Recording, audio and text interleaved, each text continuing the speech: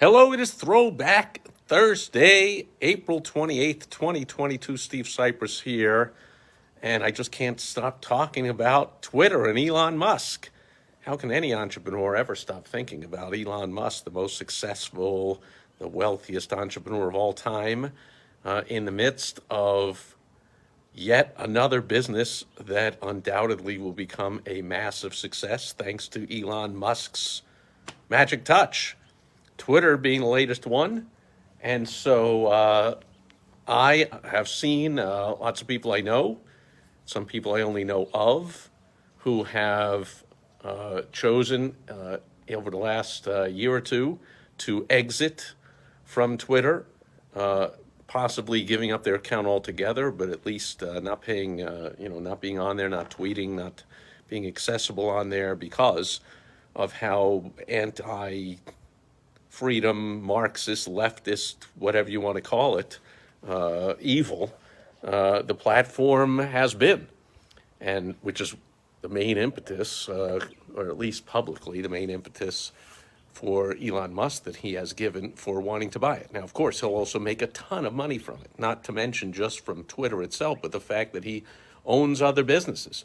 And so he will get even more attention for his tweets about Tesla and SpaceX and anything else he does. And of course, understatement of all time, if anyone knows how to monetize things, it's Elon Musk. So not only will he make tons of money from Twitter, but he'll from the company itself, but the way he's going to use it, he will. However, I looked into returning to Twitter myself, as I have spoken about here on my daily Facebook Live videos. However, I know that after months of staying away from the cesspool of Twitter, I decided to check in on it once for some reason, I don't know, months or a year ago or whatever, and found that my account had been hacked and my tens of thousands of followers were gone, and everything was gone. And so I re-signed up, only for some reason, I don't remember what happened, but I got the handle, the ID, whatever it's called, of @CypressSteve. And of course, my handle on all social media, Facebook, YouTube, LinkedIn, Twitter it was, Instagram, Pinterest, whatever they are, is all the same. It's all @SteveCypress, pretty simple. So this @SteveCypress, what's up with that? Once I got the word that Musk's bid was accepted, was that few days ago on Monday, I don't remember. I said, okay, well, now I will go back onto Twitter and see what's going on. And logged in and realized the @SteveCypress, I thought all I'd lost was my followers and the few dozen of my friends and people that I was following. But apparently I lost the whole thing. So I put into support, hey, what do I got to do to get my @SteveCypress account back? And from what I hear from friends, even if I get the handle back, I won't get all the followers or the following or any of my tweets or any of that back. It'll all be gone. But at least I'll have the @SteveCypress. So today being Throwback Thursday, I figured, what the heck? I got to talk about Elon Musk again. I'm throwing it back to 2009 when I first joined Twitter. Now, I looked it up to see when did I first join Twitter. And of course, since the account is gone, I couldn't find it. So I did a search on a search engine for Steve Sipress Twitter to see what tweets might come up from years ago. But nothing was there. And I didn't search like extensively through pages and pages, just figured that like tweets are likely gone. But the number one result when I typed in Steve Sipress Twitter was twitter.com/Steve Sipress, my old original @SteveCypress account. So I clicked on it and got the error message, this account does not exist. I'm like, okay, so if it doesn't exist, I ought to be able to get it back. In fact, I'm thinking I ought to be able to kind of sign up as if I'm signing up for the first time and request @SteveCypress and get it, but I'll wait till the support gets back to me on that. And now that I just said that, maybe somebody watching this will go and steal it or squat it from me or whatever it's called. Go ahead, like it matters. But anyway, so nothing was there, no history, whatever. However, I do recall that I signed up to Facebook and Twitter at basically the same time, probably the same day. and I have not yet been hacked or shut out of my, not permanently out of my Facebook account. Not yet, as they say. That site, unlike Elon Musk-led Twitter, is still Marxist, leftist, woke, stupid, whatever you want to call it. And so who knows what will happen there. And since I just said all that on this video, who knows? Maybe, they're so much proponent of free speech that their definition of free speech is any speech they don't like is disinformation, misinformation, hate speech, violent, dangerous, whatever. Have a nice day, you woke, leftist, anti-freedom losers. However, still having the account I was able to look up when I first joined Facebook, and that was on August 8th, 2009, 8809. I'm assuming that either the same day, very likely the same day, at the most one day before or after is when I joined Twitter. So for Throwback Thursday, let's throw back nearly 13 years to when I first joined Twitter. And back then, I don't think any of us had an inkling that the site was going to be a cesspool of crap, of Marxist, anti-free speech, anti-freedom. No, you can't say to your friends what you want to say. I mean, last I checked, the only people that can see what I say are people that voluntarily opt in and request to be connected to me, to become a follower of me on Twitter or a friend of me on Facebook. Those are the only people who can see my stuff. Why can't I talk to my friends or people that choose to be my followers and say whatever the heck I believe? Again, as long as it isn't violent or illegal or any of that kind of stuff. And by the way, this reminds me, and I talk about it a lot, about I'm seeing it crop up again, this ridiculous statement, sometimes by actual people that have law degrees, actually attorneys, say that you can't shout fire in a crowded theater. Like, how idiotic is that? Do you really think our Supreme Court ruled that it is illegal to shout fire in a crowded theater? Who the heck would ever go to a theater? What if it caught fire? It would be illegal for someone to yell fire if the theater was crowded and it was on fire? Of course not. How stupid.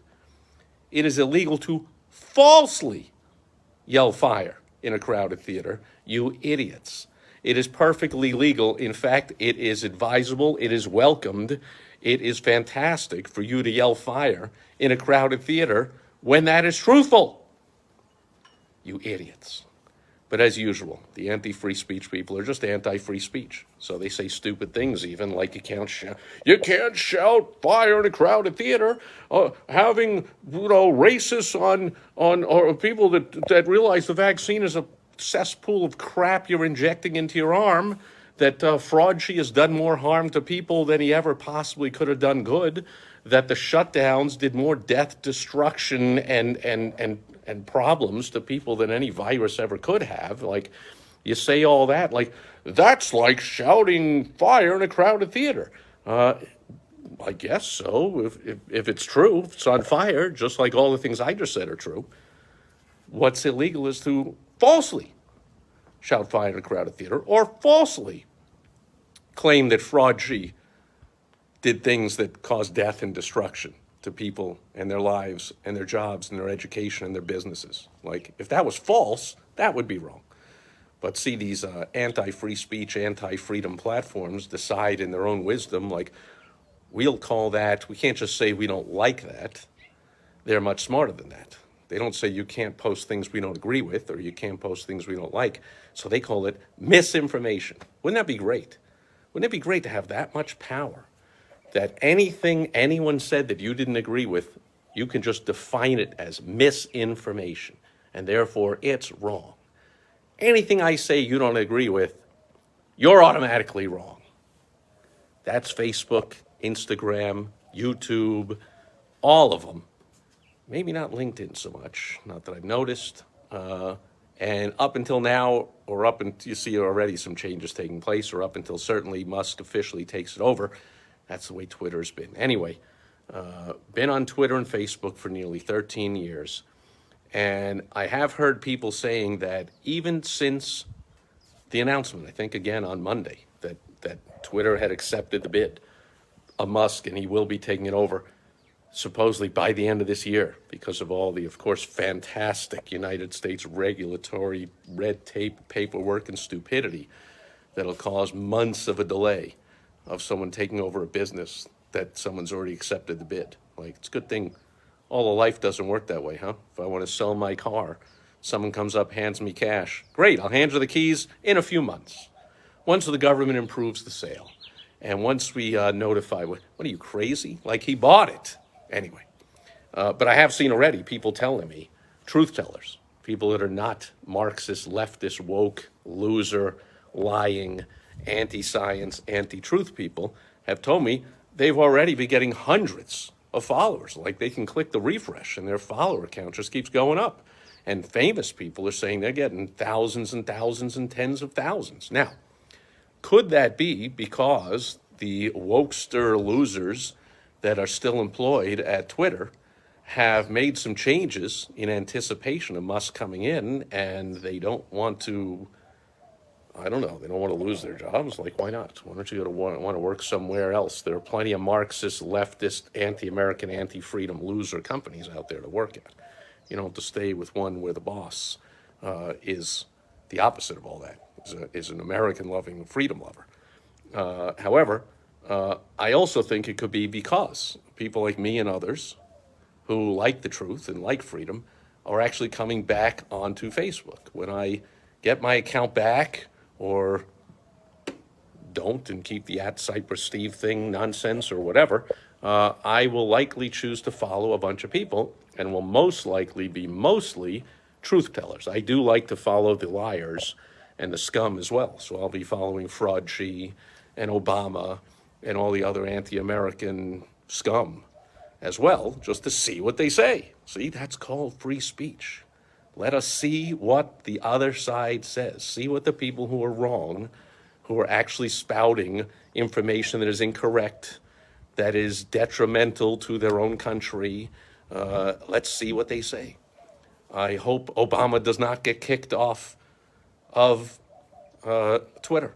I hope Fraudchi does not get kicked off of Twitter, even though he says completely false anti-scientific things like stay 6 feet apart, or this is a pandemic of the unvaccinated, or if you're vaccinated, that's the best thing you can do to not get the virus. All this lying BS, or we need more shutdowns or lockdowns, or how dare they lift the mask we need more mandates. Last I checked, this is America. No, we don't need more mandates from the government, especially corrupt / inept. I think a much more corrupt and inept government workers like Fraudchi himself.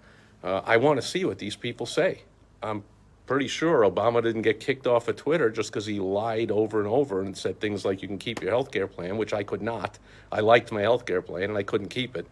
As soon as the disastrous piece of crap known as Obamacare got passed, pretty soon after I got a letter from my insurance company, Blue Cross Blue Shield, saying you're out. We're no longer offering your plan. Oh, what happened? Gee, I guess Obama was wrong. No, then we found out Obama wasn't wrong. He knew he was lying the whole time. Anyway, Obama, Fraudchi, Roger Goodell with the anti-American, anti-freedom, hating Marxist, leftist, hating the truth, NFL, all these clowns should have the freedom to say spew all their nonsense and their BS and their anti-American, anti-freedom crap. And we ought to be able to see it. So let's see who I follow when I get back on, whether I get my old @SteveCypress back or I do this new @CypressSteve piece of crap thing, whatever.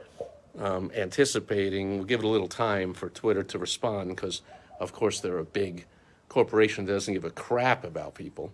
So I'll be actually pleasantly surprised that they respond at all to my support requests because Facebook, YouTube, Google, these companies are known to like screw you whenever you have a problem with anything. You know, they really suck.